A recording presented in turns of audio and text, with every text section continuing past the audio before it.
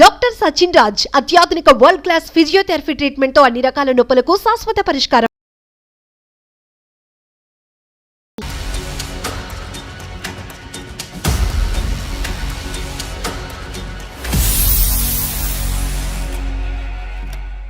ఈ రెండో పెళ్లి జరిగి ఎంతకాలం అయిందమ్మా? 6 సంవత్సరాలు అవుతుంది. ఎక్కడ ఉంటున్నారు మీరు? అడ్రస్ కూడా తెలియదు సార్. భార్య భర్తలు కలిసి ఉండడానికి ఒక సపరేట్ రూమ్ అనేది లేదు. 18 సంవత్సరాలలో నాకు 14వ సంవత్సరంలో నేను ప్రెగ్నెంట్ అయ్యాను మేడం. పని చేస్తూ ఉమ్మనీరు మొత్తం పోతుంటే ఇలా పొట్టనిలా పట్టుకుంటేనే హాస్పిటల్కి వెళ్ళాను మేడం. బేబీ కడుపులోనే చచ్చిపోయింది మేడం.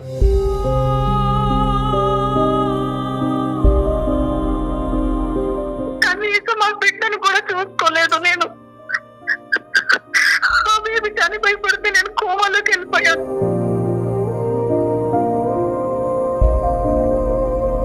మా తమ్ముడి భార్య నాకు మా తమ్ముడి మీద నిందలేసిందండి ఆ అమ్మాయి.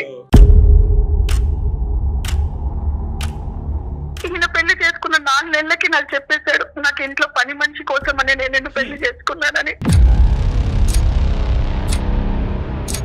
మీ 18 సంవత్సరాల పాటు మీరు ఆ కుటుంబంలో నరకను అనుభవించినప్పుడు ఏ సొసైటీ వచ్చి ఏ సమాజం వచ్చి మిమ్మల్ని కాపాడిందమ్మా?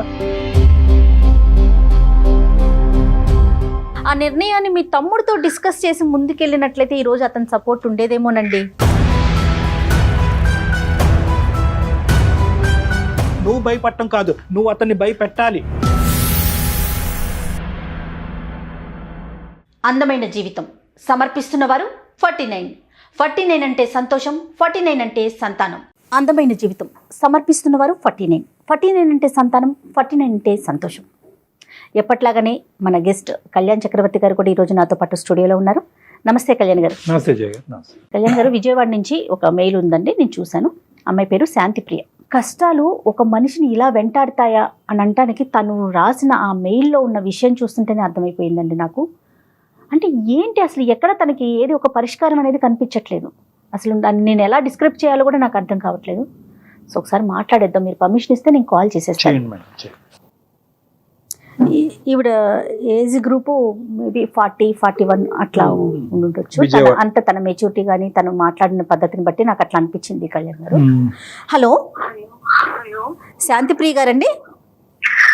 అవును మేడం, నేను జయానండి, అందమైన జీవితం ప్రోగ్రామ్ నుంచి మాట్లాడుతున్నాను, సుమన్ టీవీ నుండి. స్టూడియోలో డాక్టర్ కళ్యాణ్ చక్రవర్తి గారు కూడా ఉన్నారు, ఒక్కసారి మాట్లాడండి.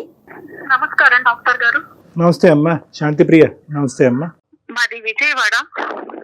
నాకు మ్యారేజ్ అయి 18 ఇయర్స్ అయింది సార్. ఓకే. ఫస్ట్ మ్యారేజ్ అయి 18 ఇయర్స్ అయింది. First marriage. చాలా పెద్ద కుటుంబం, ఉమ్మడి కుటుంబంలోకి ఇచ్చారు నన్ను. భార్య భర్తలు అని అంటే అనురాగం, మమకారం ఇలాంటివి ఉంటాయి, కానీ నా జీవితంలో లేవు సార్.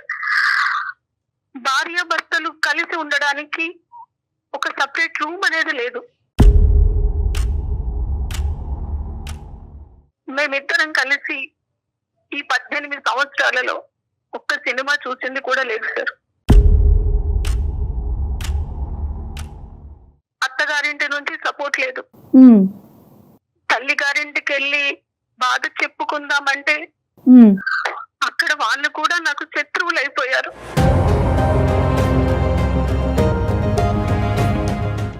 అసలు మీ వారు ఏం చేస్తుంటారండి? మా వారు రియల్ ఎస్టేట్ లో చేస్తుంటారు, బాగానే సంపాదించారు, కోట్ల ఆస్తి, ఆడపడుచులు మరిది కూడా ఉన్నారు. Okay okay. ఆస్తి పాస్తులు, పెద్ద కుటుంబం అన్నారు, ఉమ్మడి కుటుంబం అన్నారు, ఎక్కడ సమస్య వచ్చింది? సమస్య ఎక్కడి నుంచి వచ్చిందంటే, నేను ఒక మంచి చీర కట్టుకొని మంచిగా రెడీ అయినా మా మరిది మా వారితో అనేవారు, చూడు ఎలా రెడీ అయింది, ఎవరి కోసం రెడీ అయింది అడుగు. ఆయనలో లేని అనుమానాన్ని రేకెత్తించడం. ఓకే. కలిసి మాట్లాడుకునే టైం ఉండదు మేడం. తన నుంచి సాయంత్రం వరకు చాకిరీ చేయడమే, వండి పెట్టడం. అంటే మాకంటూ ఒక ప్రైవసీ లేదు, ఒక రూమ్ లో కూర్చొని మాట్లాడుకునేది లేదు. 18 సంవత్సరాలలో నాకు 14వ సంవత్సరంలో నేను ప్రెగ్నెంట్ అయ్యాను మేడం. 14 సంవత్సరాలకి నేను ప్రెగ్నెంట్ అయితే నన్ను ఎలా చూసుకోవాలి మేడం ఆయన? 14 years ఆఫ్టర్ మ్యారేజ్ అంటే నాలెడ్జ్. మనిషిలా కూడా చూసేవాళ్ళు కాదు. ఆ ప్రెగ్నెన్సీలో నాకు షుగర్ కూడా అటాక్ అయింది. ఓకే.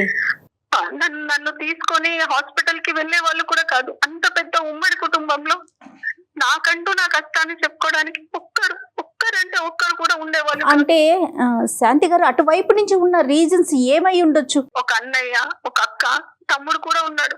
ఓకే. అన్నయ్యకు తన భార్య లోకం, తను ఏం చెబితే అది. ఓకే. నాకు సపోర్ట్ గా మా తమ్ముడు ఒక్కరు నిలబడ్డాడండి. నేను ఇంకో 2 రోజుల్లో బేబీకి డెలివరీ అన్నప్పుడు నాకు పని చేస్తూ ఉమ్మనీరు మొత్తం పోతుంటే ఇలా పొట్టని ఇలా పట్టుకుంటేనే హాస్పిటల్కి వెళ్ళాను మేడం.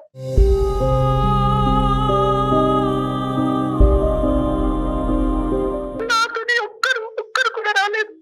ఇంత పెద్ద ఉమ్మడి కుటుంబంలో పొట్టని ఇలా పట్టుకొని ఆటోలో నేను వెళ్ళిపోతే బేబీ కడుపులోనే చచ్చిపోయింది మేడం.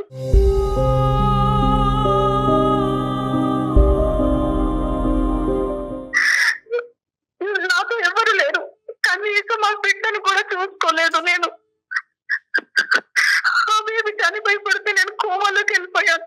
స్పృహలోకి వచ్చాక అడిగితే బేబీ కడుపులోనే చనిపోయింది అని అన్నారు. నా బిడ్డని నేను చివరి చూపు కూడా చూసుకొని దురదృష్టవంతురాంది.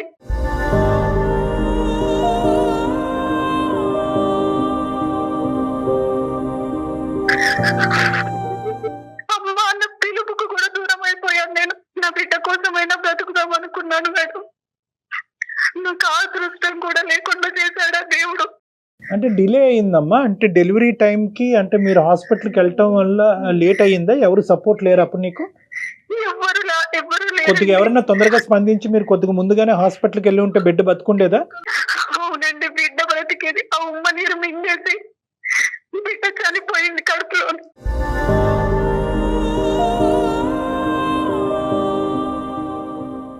అమ్మ డయాబెటిక్ అన్నారు కదా, అది కంట్రోల్లో ఉందమ్మా ఆ టైం అప్పుడు?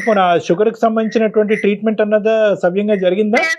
ప్రెగ్నెన్సీలో డయాబెటిక్ అయితే కనుక చాలా స్పెషల్ కేర్ తీసుకోవాలి. Pregnancy it self is a burden for a women అమ్మ. అంటే ఫిజియలాజికల్ గా, మెంటల్ గా ఒక బర్డెన్. ఆ టైంలో ఆ అమ్మాయికి మోరల్ సపోర్ట్ లేదు, ఇమోషనల్ సపోర్ట్ లేదు. దానికి తోడు ఈ అమ్మాయి దురదృష్టం 14 years తర్వాత ప్రెగ్నెంట్ అవటము, ఫిజికల్ ప్రాబ్లమ్స్ రావటం, ఉమ్మ నీరు బేబీ తాగటం, డయాబెటిక్. సో అన్ని కలిసి వచ్చినాయి పాపం తనకి. కలిసి రావటం ఒకటిని. ఒకప్పుడు ఇలాంటి సమస్యలు సర్వసహజంగా చూస్తూ ఉంటాం అమ్మ. Only thing that she would have needed at this point is support. అనేది లేకపోవడం. అమ్మాయికి ఏంటంటే ఇమోషనల్ గా, మోరల్ గా సపోర్ట్ లేదు అనేది ఇంతవరకు బాధపడింది. ఫిజికల్ గా తనకి శారీరపరంగా ఒక సమస్య వచ్చి తన జీవితం ఆ బిడ్డ జీవితం ఒక రిస్క్ లో పడినప్పుడు కూడా ఎవరు ముందుకు రాలేదు. ఇట్లా నాకు అయినాక కూడా మా వారు కనీసం ఎలా ఉంది, ఓ పర్లేదు మళ్ళీ మనకు పిల్లలు పుడతారు అన్న సపోర్ట్ కూడా లేదు మేడం. మోరల్ సపోర్ట్ ఎప్పుడు లేదమ్మా. అంటే నువ్వు ఎవరు లేరు, నువ్వు నా జీవితానికి పట్టిన శనివి, ఇంకా నువ్వు నాకు బిడ్డల్ని కూడా ఇవ్వలేదు అన్నట్టుగా. నువ్వు ప్రెగ్నెంట్ అవటం అన్నది అసలు అతనికి ఇష్టమేనా అమ్మా? అంటే 14 సంవత్సరాల తర్వాత నువ్వు ప్రెగ్నెన్సీ వచ్చింది, గర్భం దాల్చావని చెప్పి నీకు ఎంత ఆనందం ఉందో అందులో కొంతవరకైనా అతనికి లేదు. ఆయనకు ఎంతసేపు ఆయన బిజినెస్, ఆయన ఫ్యామిలీ, ఆయన చెల్లెళ్ళు, ఆయన తమ్ముడు, ఇదే ఆయనకు లోకం. సో ఇంట్లో ఒక పని చేయడానికి ఒక ఆడది అంతే. ఆ ఇంట్లో పని మనిషిగా చూస్తున్నారు, మీకంటూ ఒక స్వేచ్ఛ. కానీ ఇంతకంటే విచిత్రం ఏంటంటేనమ్మా, ఒకటి శాంతి, ఓకే అత్తింటి వాళ్ళు ఇలా ప్రవర్తిస్తారని చాలా సందర్భాల్లో చూసాం. కానీ ఇప్పుడు 1 సంవత్సరం 2 సంవత్సరాల పాటు సర్దుకుపోవమ్మా, సమస్యలు సద్దుమనుగా అవుతాయి. అత్తింట్లో ఇలాంటి చెప్పేవారండి, అమ్మగారు సర్దుకుపోమ్మా, మా పరువు పోతుంది. నాన్నగారు అనేవారు, వెనక్కి వచ్చేసేయమ్మా, నేను నిన్ను చూసుకుంటాను, వెనక్కి వచ్చేసేయమ్మా అని. ఆయన మారకపోతాడా, నా ప్రేమను అర్థం చేసుకోలేకపోతాడా, ఆయనకు మారకపోతాడా అని ఇంకా నా వల్ల కాలేదు.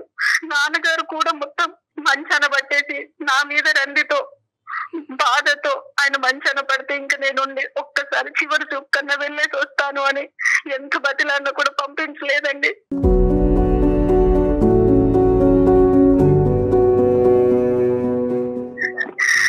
తర్వాత తమ్ముడు తీసుకొచ్చిన తర్వాత నాన్నను చూసిన తర్వాత నాన్నగారు కాలం చేసేశారు.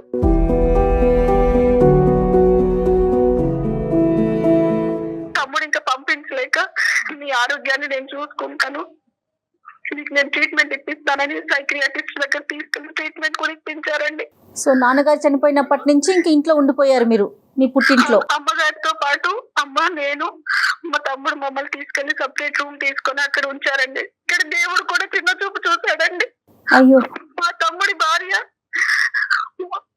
మమ్మల్ని చూసుకుంటున్నారన్న కక్షతో సమాజంలో నాకు మా తమ్ముడి మీద నిందలేసిందండి ఆ అమ్మాయి. ఏం కర్మమ్మ ఇది. నా మీద మా తమ్ముడి మీద నిందలేస్తే ఆ విషయం కూడా నాకు తెలియలేదండి. ఈ మధ్యలో అమ్మగారు కూడా కాలం చేసేసారు. మా ఇంటి ఓనర్ వచ్చి, ఇలా మీ తమ్ముడు రావద్దమ్మా, ఇలా మీకేదో జరుగుతుందంట అంటే నేను ఏమైపోవాలండి?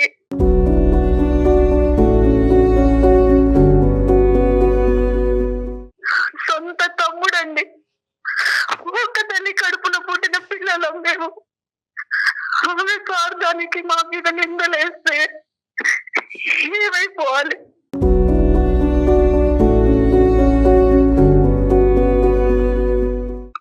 అమ్మ ఉన్న ఇంట్లో నేను 1.5 years ఉన్నాను సార్. డాక్టర్ గారు చెప్పమ్మా. రాత్రి పూట నిద్ర పట్టక మధ్యలో వాష్రూమ్ కి లేవాల్సి వస్తుంది, భయం వేస్తుందని 2 స్లీపింగ్ టాబ్లెట్స్ మింగి పడుకునే పద్ధతి సార్ నేను.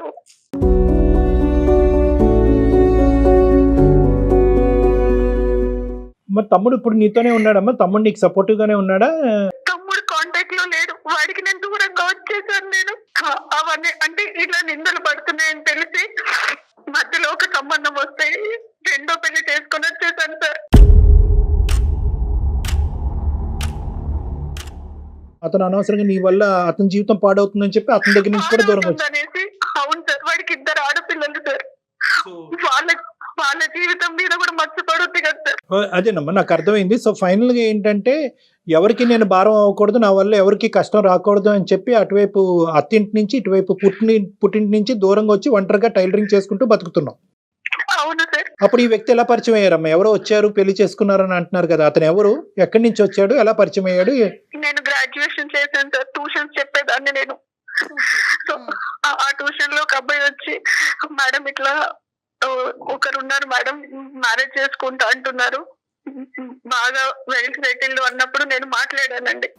ఇది నా జీవితం, నేను మళ్ళీ చేసుకోవాలంటే నాకు చాలా ధైర్యం కావాలి, ఎంత నేను అనుభవించేశాను అని అంటే, లేదు నన్ను చేసుకుంటూ సుఖపడతావు, నీకు మంచి జీవితం ఇస్తానని నమ్మించాడండి. అతని ఫ్యామిలీ బ్యాక్గ్రౌండ్ ఏంటమ్మా? అతనికి పెళ్లి అయిందా? అతని వయసు ఎంత? పెళ్లి అయింది, ఆయనకి 2 పిల్లలు సార్. పెళ్లిడికి వచ్చిన పిల్లలు ఉన్నారు. భార్య ఏమైంది? భార్య చనిపోయింది సార్. చనిపోయింది. కేవలం ఈ స్టూడెంట్ పరిచయం ద్వారా ఏర్పడినటువంటి ఒక పరిచయం. అవును సార్.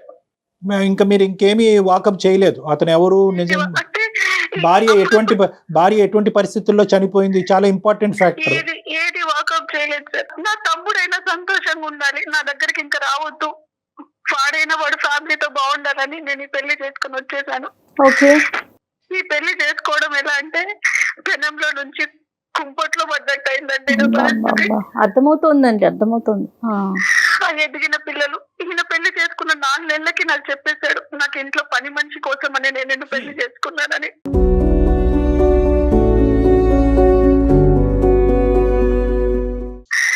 నా ఎదిగిన పిల్లలకు చూసి పెట్టడానికి, వంట చేసి పెట్టడానికి అన్నట్టుగా. అక్కడి పరిస్థితి కంటే ఇక్కడ ఇంకా దారుణం సార్. పంజరంలో చిలకలాగా ఇంకా దాన్ని మాటలతోని పొడవడం. ఒక్క నిమిషం శాంతి, నువ్వు ఇప్పుడు వరకు వేరే వాళ్ళు లేదంటే నీ దురదృష్టం వల్ల ఒక అడుగు, ఇప్పుడు నీ చేతులారా ఇంకో అడుగు వేసి ఇంకా భయానకమైనటువంటి పరిస్థితిలో నువ్వు తీసుకెళ్ళి. డైవర్స్ అయిందమ్మా? ఫస్ట్ మ్యారేజ్ డైవర్స్ అయిందా? అయ్యింది సార్. ఫస్ట్ మ్యారేజ్ డైవర్స్ అయింది. ఇది ఇంకా నరక కూపం అండి. ఎదిగిన పిల్లలు ఉన్న వాళ్ళని పెళ్లి చేసుకోకూడదని అనిపించిందండి. ఆ పిల్లలు కూడా సూటిపోటి మాటలు అనడం, అక్కడే ఉండాలి, ఎవరితో మాట్లాడొద్దు, మాట్లాడితే ఆ రోజు ఇంకా నాకు ఒక విధమైన నరకాన్ని చూపిస్తారు. అమ్మా, పెద్దల సమక్షంలో జరిగిందా? అతని వైపు ఎవరన్నా పెద్దవాళ్ళు అది ఉన్నారమ్మా? అమ్మ మీ హస్బెండ్ సైడ్? సెకండ్ లేదు సార్, గుళ్ళో జరిగింది. నా వైపు నుంచి నేను ఎవరిని పిలవలేదు సార్. అతని సైడ్ నుంచి అమ్మా? అతని సైడ్ నుంచి అతని పిల్లలు ఉంటాడండి. అంతే అంతే. ఏదో తొందరలో తొందరలో కదమ్మా, ఏదో కారణం ఉంటది, ఎందుకు చేసుకున్నావు? తమ్ముడు అన్న తన ఫ్యామిలీతో బాగుంటాడు, ఇద్దరు ఆడపిల్లల జీవితాలు బాగుంటాయని. ఇంకా ఎందుకంటే తమ్ముడికి ఇచ్చి చేసింది ఎవరినో కాదు సార్, మా అక్కయ్య కూతుర్ని సార్, మా అక్కయ్య కూతుర్ని.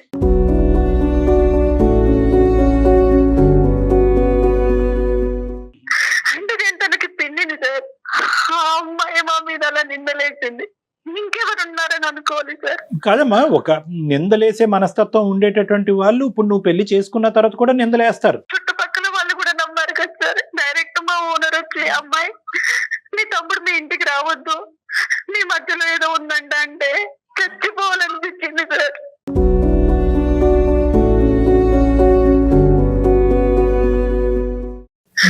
నిజంగా అమ్మ, ఒక నిందేసేటటువంటి పరిస్థితి వచ్చినప్పుడు దానికి మీరు ఎంచుకున్నటువంటి పరిష్కారం మాత్రం తొందరపాటు పరిష్కారం, అది నేను చెప్పాలి అని అనుకుంటున్నాను. అవును సార్. నిందేసేటటువంటి ఎవరో నిందేయలేదు, సొంత మీ అక్క కూతురే, అంటే మీ కుటుంబ సభ్యుల్లోనే ఒక నిందేసినప్పుడు, అంటే మీ కుటుంబం గురించి బాగా తెలిసి చూసినటువంటి ఒక వ్యక్తే ఇలా నిందేసినప్పుడు వాళ్ళ యొక్క ఇంగితం ఏంటి, వాళ్ళ యొక్క ఆలోచన శైలి ఏంటి అన్నది మనకు అర్థమవుతుంది. ఆ మాట పట్టుకుని ఇంటి పక్కన వాళ్ళు ఎదురింటోళ్ళు ఒక రెండు మాటలు అన్నారు కాబట్టి ఎవరో దారికి పోయినటువంటి దాని గురించి వాకప్ చేయకుండా తొందరపడి పెళ్లి చేసుకుని నువ్వు ఏం సాధించావమ్మా? ఎవరిని సుఖపెట్టావు? నీ బ్రదర్ని సుఖపెడదాం అనేటటువంటి ఒకే ఒక ఉద్దేశంతో, అతని మీద నిందపడకూడదు, అతని కాపురం చెడిపోకూడదు అనే ఒక ఉద్దేశంతో చేసుకున్నటువంటి ఈ పెళ్లి నీ బ్రదర్కి భారం అయిందా, భారం తగ్గిందా? భారం ఎక్కువైంది. ఇప్పుడు ఈ రోజు ఏంటంటే మీకొక్కరి దానికే కాదు, అంత పెద్ద మనసు ఉన్నటువంటి మీ బ్రదర్కి కూడా ఈ రోజు కౌన్సిలింగ్ చేయాలనేటటువంటి పరిస్థితి వచ్చింది. ఆ పెళ్లిలోంచే 18 సంవత్సరాలు పట్టింది మిమ్మల్ని బయట వేయటానికి. మీ కుటుంబ సభ్యులు ఎవరు సపోర్ట్ చేయకపోయినా ఒంటి చేతి మీద బయటకు తీసుకొచ్చి కాపాడాడు. ఎందుకు కాపాడాడు? ఆ నరకంలో కాకుండా నీ మటుకు నువ్వు ఒంటరిగా నువ్వు బతకచ్చు, నువ్వు బతికినంత కాలం నేను నీకు సపోర్ట్ ఇస్తాను అనేటటువంటి విధంగా నిన్ను బయటకు తీసుకొచ్చాడు. బయటకు తీసుకొచ్చిన తర్వాత ఏం చేశాడు అతను వెనకాతలు ఎవరు ఏమో వాళ్ళ భార్య ఇంకోటి అనుకుంటుందా, ఎవరో ఏమనుకుంటున్నారా అనేటటువంటి పట్టింపు అతనికి లేదు. నువ్వు పట్టించుకోవటం మొదలుపెట్టావు. ఇదేంట్రా తమ్ముడు, నీ జీవితం నాశనం అయిపోతుంది, నేను ఇంకో పెళ్లి చేసుకుంటానని చెప్పి ఈ రోజు ఇంకా భయంకరమైనటువంటి చిక్కుముడి మీ బ్రదర్ కూడా తయారు చేసినటువంటి పరిస్థితి అయింది. ఇంట్లో నుంచి అడుగు బయట పెడితే కాకులాగా పొడుచుకు తిన్నారు సార్. ఇప్పుడు నువ్వు చెప్పేటటువంటి మాటలు Shanti, that is the reality of the society. ఇప్పుడు సొసైటీ బట్టి నేను బతకాలి అని అనుకుంటే కనుక నువ్వు బ్రతకలేవు. సొసైటీ ఇలా అనుకుంటుంది, అలా అనుకుంటుంది, వాళ్ళ నోర్లు ఇలా మూయించాలి, వీళ్ళ నోర్లు ఇలా మూయించాలి అనేటటువంటి పద్ధతిలో మీరు ముందుకెళ్తే వీళ్ళ నోర్లు మూయించేటటువంటి పనిలో మీరేంటంటే తప్పు మీద తప్పు చేసుకుంటూ పోతూ ఇంకా ఊబిలో కూరిపోతారు. ఇప్పుడు మీ పరిస్థితి అలాగే అయింది. 18 సంవత్సరాల పాటు మీరు ఆ కుటుంబంలో నరకను అనుభవించినప్పుడు ఏ సొసైటీ వచ్చి, ఏ సమాజం వచ్చి మిమ్మల్ని కాపాడిందమ్మా? మీ సొంత రాలేదు, మీ సొంత తల్లిదండ్రులే రాలేదు, మీ కుటుంబ సభ్యులే రాలేదు. మనసున్న మహారాజు లాగా మీ తమ్ముడు ఒక్కడు కాపాడకపోతే కనుక మీరు ఈ రోజు ఆ ఇంట్లోనే అక్కడే చనిపోయి ఉండేవారేమో మీరు. కానీ నా జీవితంలో సంతోషం అనేది వస్తుంది అని మా తమ్ముడు నాకు చాలా ధైర్యం ఇచ్చాడు సార్. ఇప్పుడు ఆ తమ్ముడు తను కూడా నేను మాట్లాడట్లేదు.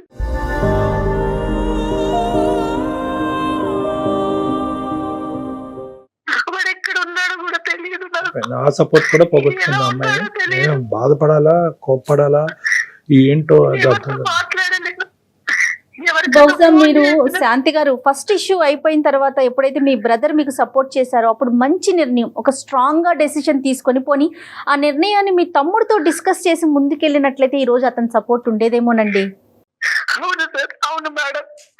గతం జరిగింది జరిగిపోయింది. తమ్ముడి జీవితాన్ని కాపాడాలని అనుకుని తమ్ముడినే పోగొట్టుకున్నారు మీరు, తమ్ముడినే దూరం చేసుకున్నారు. ఇంతకంటే వాడు కూడా అమ్మాయితో విడాకులు తీసుకున్నాడంట.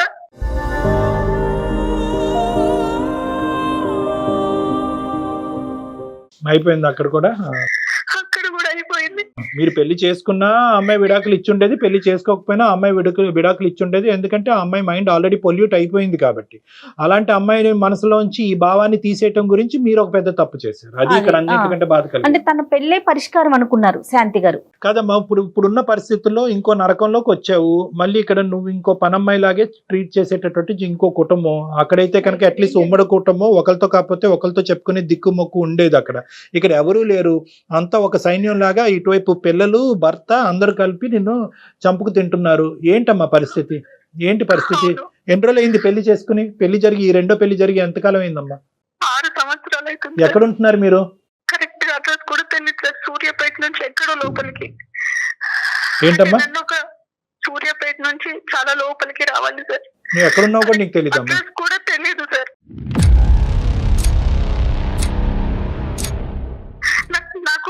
షుగర్ కదా సార్, ఇంట్లో పని చేస్తూ నాకు బొటన వేలు ఇట్లా పాడైపోయి మొత్తం వేలంతా పాడైపోయినా నన్ను హాస్పిటల్ తీసుకెళ్ళలేదు సార్. నువ్వే ఒక దండగా అంటే నీకు ఇంకా ట్రీట్మెంట్ కూడా అంటాడు ఆయన.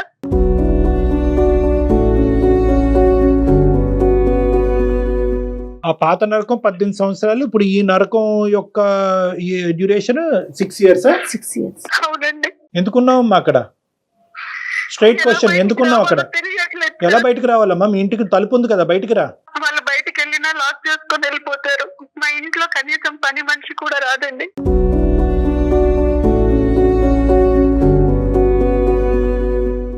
అది కదమ్మా, ఎప్పుడైనా ఇంటికి వచ్చినా నేను మాట్లాడకూడదు వాళ్ళతో.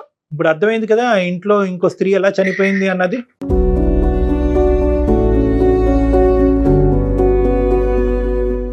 ఇప్పుడు ఇదే పరిస్థితి నువ్వు 3వ 4వ 5వ పెళ్లిలో నువ్వు నాకు చెప్పినా కూడా నేను అంటాను, ఒకటే మాట అంటాను, నువ్వు బయటికి రావాలి, నీ గురించి నువ్వు బ్రతకాలి, నువ్వు పెట్టుకున్నటువంటి ఒక ధ్యేయం గురించి, ఒక గమ్యం గురించి నువ్వు. సార్ బయటికి రావడానికి ఫస్ట్ నాకు దారి తెలియట్లేదు. వచ్చినా నేను ఎక్కడికి వెళ్ళాలి? నో అలా కదమ్మా, ఎక్కడికి వెళ్తావు అనేటటువంటి సెకండరీ ఇష్యూ అమ్మా. ఇక్కడ ఉండి చచ్చిపోకుండా ఫస్ట్ నిన్ను నువ్వు కాపాడుకోవాలి. ఎక్కడికి వెళ్తావు అన్నది బయటకు వచ్చాక ఆలోచిద్దాం. నీకు డిగ్రీ ఉంది, టైలరింగ్, నీకు కానీ నా బాధ ఒక్కసారి ఎవరికైనా చెప్పుకుందాం అనిపించింది. సంతోషం అమ్మా, చాలా సంతోషం. ఈ రోజు వాళ్ళు బయటకు వెళ్ళినప్పుడు మాకు ఎలాగైతే ఫోన్ చేసావో, నీకు బోల్డ్ అంత లీగల్ సిస్టమ్ సపోర్ట్ ఉంది. నువ్వు ఎలా అయితే మాకు ఫోన్ చేసావో అలాగే నువ్వు 100కి ఫోన్ చేయి, పోలీసులకు ఫోన్ చేయి. ఇలా నేను నరకయాతను అనిపిస్తున్నాను, ఇక్కడ బంధించి పెట్టారు, నన్ను ఒక జైల్లో పెట్టారు, నన్ను ఇలా నేను ఒకసారి 100కి డైల్ చేశాను. అది అంతకన్నా నరకం చూపించాడు ఆయన వచ్చి. సొసైటీలో నాకంటూ ఒక పేరుంది, నువ్వు ఏదైనా అనుకుంటే జరిగిపోదని, నన్ను దాటి ఏ విషయం వెళ్ళలేదు అని. ఎటొచ్చి ఏంటంటే మీరేమనుకున్నారు అంటే కనుక మీరు ఇంకా ఆ గిల్ట్లోనే ఉండిపోయారు. అరే తొందరపడి పెళ్లి చేసుకున్నాను, రెండో పెళ్లి, మొదటి పెళ్లిలో బ్రదర్ వచ్చి కాపాడాడు, ఈ పెళ్లిలోంచి కూడా ఇంకోళ్ళు ఎవరో వచ్చి కాపాడతారని మీరు వెయిట్ చేస్తున్నారేమో, ఎవరు రారు. ఇది మీకు మీరుగా తీసుకోవాల్సినటువంటి నిర్ణయం. మీరు గట్టిగా అనుకుంటే కనుక ఎల్లకాలం అలా బందికానాలాగా వాళ్ళు ఉంచేటటువంటి అవకాశం లేదు.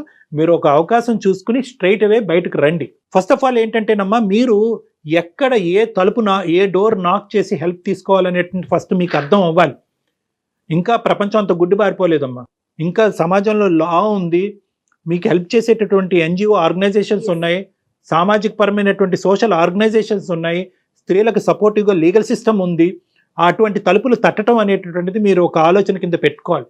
మీరు ఇంకా సెంటిమెంట్స్లోని గిల్ట్లోనే ఉండిపోతున్నారు.